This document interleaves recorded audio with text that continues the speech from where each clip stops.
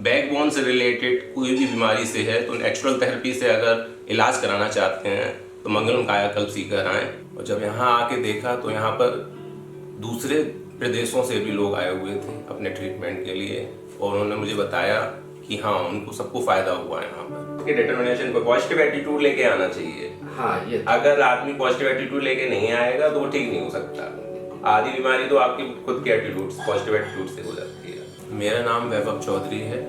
मैं उत्तर रेलवे लखनऊ में वरिष्ठ अभियंता की पोस्ट पे कार्य कर रहा हूँ।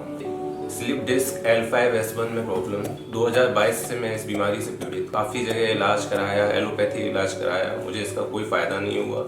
उसके बाद मैंने सोशल मीडिया यूट्यूब के माध्यम से मंगलम कायाकल्प सीकर का डॉक्टर मुकेश शर्मा का वीडियो देखा, और इसी के माध्यम से मुझे पता चला कि यहाँ पर नेचुरोथेरेपी पंचकर्मा के माध्यम से इसका इलाज किया जाता है। तो जब आपके खुद में इच्छा होगी तभी आप ठीक भी हो पाएंगे। और यहाँ का जो स्टाफ है वो बहुत कोऑपरेटिव है, बहुत सहयोग करता है।